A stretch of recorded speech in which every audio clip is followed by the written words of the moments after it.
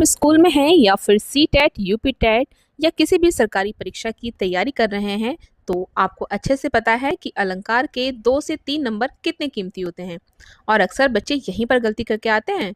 लेकिन आज के बाद ऐसा बिल्कुल नहीं होगा। आज की इस क्लास में हम हैंडराइटिंग नोट्स की मदद से अलंकार की परिभाषा और उसके भेदों को एकदम आसान में समझेंगे। मेरा वादा है आपसे इस वीडियो के ख़त्म होने तक अलंकार आपकी उंगलियों पर होगा। तो चलिए बिना किसी बकवास के सीधे काम की बात शुरू करते हैं आपके अपने चैनल फ्यूचर टीचर्स पर। सबसे पहले हम अलंकार के विषय में जानेंगे, अलंकार क्या होते हैं। तो आइए पहले इसकी डेफिनेशन देखते हैं। अलंकार शब्द का अर्थ है आभूषण। ये 2 शब्दों से मिलकर बना है। अलम, अलम का मतलब होता है भूषण, और कार यानी कि करने वाला, अर्थात भूषण या शोभा बढ़ाने वाला। ठीक है। काव्य में जो तत्व शोभा या सौंदर्य उत्पन्न करते हैं वे अलंकार कहलाते हैं। अलंकार सौंदर्य के प्रतिपादक आचार्य दंडी ने अलंकार की परिभाषा इस प्रकार दी है। अब यहाँ से आपका बहुत इंपॉर्टेंट क्वेश्चन बनता है, इसको ध्यान से रखेंगे कि अलंकार के प्रतिपादक किसको माना गया, तो वो हो जाएगा आचार्य दंडी। ठीक है। और कभी कभी आपका इस तरह से प्रश्न पूछ लिया जाता है कि ये जो आपको डेफिनेशन दी हुई है, दिख रही है आपको ये, ठीक है। 1 मिनट में इसको पहले साफ कर देती हूँ, फिर मैं आपको दोबारा से दिखाती हूँ तो आप इजीली समझ जाएंगे। ये जो आपको दिख रही है डेफिनेशन, कभी कभी सिर्फ इतनी डेफिनेशन दे देता है आपको ऑब्जेक्टिव में और पूछ लिया जाता है कि ये जो परिभाषा है ये किस आचार्य की दी हुई है। ठीक है। तो आपको इसको भी बहुत अच्छे से ध्यान रखना है। तो आइए इसको पढ़ते हैं। काव्ये शोभा कारण धर्मानम अलंकारन पच्छते, अर्थात काव्य की शोभा करने वाले धर्मों को अलंकार कहते हैं। ठीक है। तो ये तो थी डेफिनेशन। अब हम जानते हैं अलंकार के प्रकार कितने होते हैं। तो देखते हैं, आइए। तो ये थी डेफिनेशन। अब हम जानते हैं अलंकार के कितने प्रकार होते हैं। तो अलंकार के हमारे 2 प्रकार होते हैं। कौन कौन से? एक है आपका शब्द अलंकार और एक है आपका अर्थ अलंकार। अब इसको डिटेल में जानेंगे, इनकी डेफिनेशन को हम सबसे पहले पढ़ेंगे हम शब्द अलंकार के बारे में। जब शब्दों के माध्यम से काव्य में चमत्कार उत्पन्न होता है उसे शब्द अलंकार कहते हैं। यानी कि जब शब्दों के माध्यम से काव्य में चमत्कार उत्पन्न हो वो शब्द अलंकार होगा, और जब धर्म के माध्यम से काव्य में चमत्कार उत्पन्न होता है तो उसे अर्थ अलंकार कहते हैं। यानी कि शब्दों के माध्यम से चमत्कार उत्पन्न हो तो शब्द अलंकार, और अर्थ के माध्यम से चमत्कार उत्पन्न होता है तो अर्थ अलंकार होता है। ठीक है। अब हम एक एक करके अलंकार पढ़ देंगे। हम जानते हैं उपमा अलंकार की, उपमा अलंकार क्या होता है। ठीक है। सबसे पहले इसकी डेफिनेशन देखेंगे हम। जहां उपमे की तुलना उपमान से की जाती है वहां उपमा अलंकार होता है। उपमा अलंकार के 4 अंग होते हैं। अब आप जो बच्चे फर्स्ट टाइम पढ़ रहे हैं वो कंफ्यूज हो रहे होंगे कि उपमा क्या होता है, उपमान क्या होता है। डोंट वरी, इसके लिए भी हमारे पास बहुत इजी ट्रिक है। बहुत आसान भाषा में मैंने आपको समझाने के लिए प्रयास किया है और आपको बहुत ईजी समझ में आ जाएगा। देखिए, उपमा अलंकार के 4 अंग होते हैं और वो कौन कौन से हैं। सबसे पहला है आपका उपमेय, जो कि आपके शुरू में ही आया है डेफिनेशन में। उपमान, ठीक है, साधारण धर्म और वाचक। अब हम इसको डिटेल में जान लेते हैं कि आखिर होते क्या है। ठीक है। उपमेय या प्रस्तुत, जिसकी तुलना की जाती है उसे उपमेय कहते हैं। राइट। उपमान या अप्रस्तुत, जिससे तुलना की जाती है उसे उपमान कहते हैं।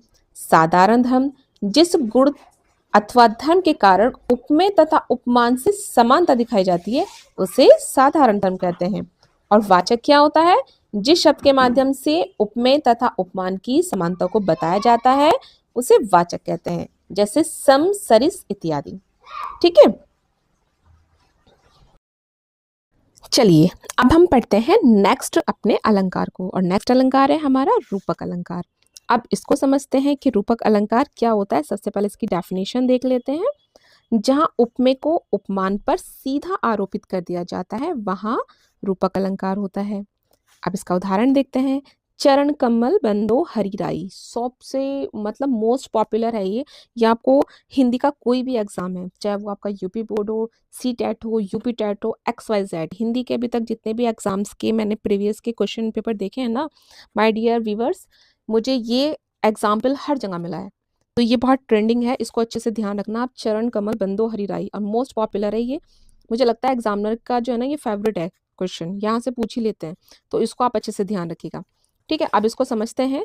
स्पष्ट उपमेय हरि पर उपमान यानी कमल को आरोपित किया गया है, इसलिए यहाँ रूपक अलंकार है कि हरि के जो चरण हैं वो क्या है, कमल हैं। आगे बात समझ में। उदित उदय गिरी मंच पर रघु रघुवर बाल पतंगा, तो इसका स्पष्ट रूप हो जाएगा सूर्य बालक यानी रघुवर को मंच का पतंगा कहा गया है। तो ये तो हो गए आपके रूपक अलंकार। अब इसको याद रखने की ट्रिक हम आपको बताते हैं कि इसको याद कैसे रखा जाए। आइएगा इधर देखिएगा, ठीक है। जहां ही है जैसे शब्द आते हैं, उपमेय और उपमान सीधे कर दिया जाता है, वहां रूपक अलंकार होता है, ठीक है। अब चलिए अब पढ़ते हैं हम उत्प्रेक्षा अलंकार। ये जो है आपका क्या हो जाएगा, उत्प्रेक्षा। इसको ऐसे समझना आप, ठीक है। यहाँ लिख देती हूँ मैं, उत्प्रेक्षा, ठीक है। अब समझ में आएगा, लिखने में मिस्टेक हो जाती है, कोई बात नहीं, इतना एडजस्ट कर लेंगे। मैंने आपको लिख दिया है, इसको ऐसे करना है, ठीक है। जहां उपमेय में उपमान की संभावना व्यक्त की जाती है वहां उत्प्रेक्षा अलंकार होता है, ठीक है।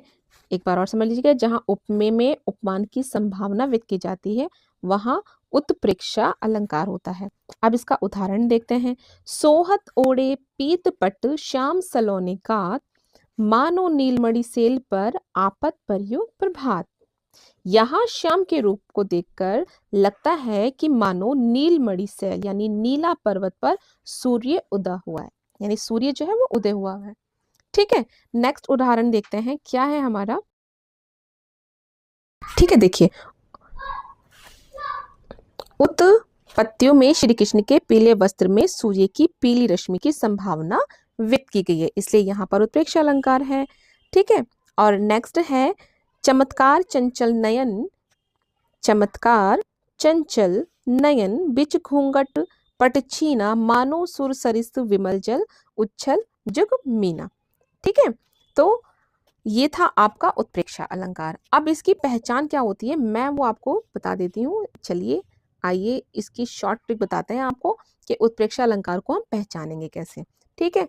तो सबसे पहले इसमें संभावना होती है, लगता है, मानो जैसे शब्द आते हैं, मानो जन हो, है ना, शायद प्रतीत होता है, तो ये होता है उत्प्रेक्षा अलंकार, ठीक है। तो माय डियर व्यूअर्स, ये था हमारा आज का टॉपिक अलंकार। मैं आशा करती हूँ कि आपको बहुत अच्छे से समझ आ गया होगा, और अगर आपको समझ आ गया है तो आपके लिए हैं दो अभ्यास क्वेश्चन, आपको उनका मुझे आंसर बताना है।